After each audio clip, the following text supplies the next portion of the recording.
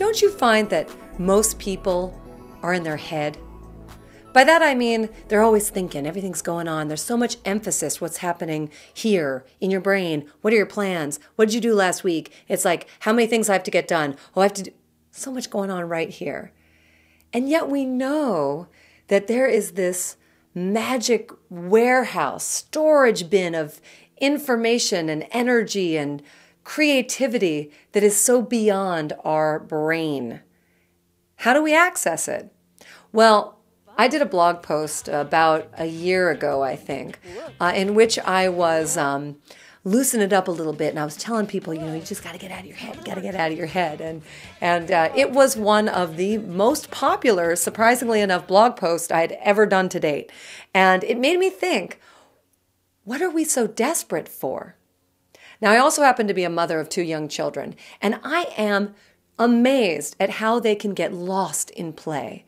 I mean, when they're sitting there with their Legos and they're, creating spaceships and they've got this whole plan, they can be by themselves and they are gone. They have transcended everything that is happening around them. They are just in this other world.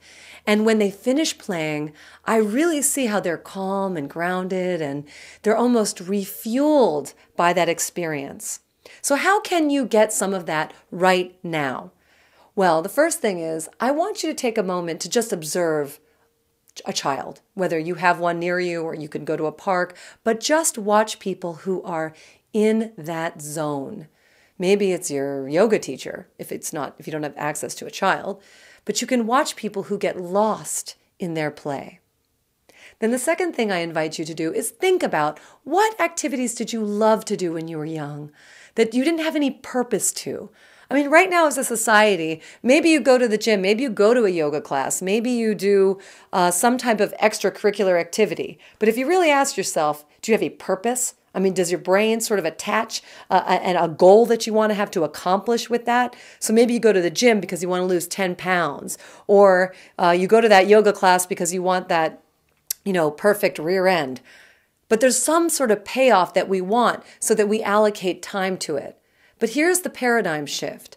I want you to first identify what that activity that your spirit is drawn to, and then 2, make sure that you do not have a reason to do it. No purpose. You have to just give yourself permission to play. And it's in that act alone that you get out of your head. You're inviting an experience for something much bigger than the intellectual payoff. And then lastly, you need to make a commitment to do it at least once a week. And when you do that, suddenly I want you to bring your awareness to what your energy was before and what your energy is after. After making a commitment to do this, how are you after a month? That just means 4 times in 1 month that you are making a commitment to play for about an hour. How does that change the way you think? How does it change the way you feel? You deserve to play. Everyone does. And when you do, the whole world seems like a playground.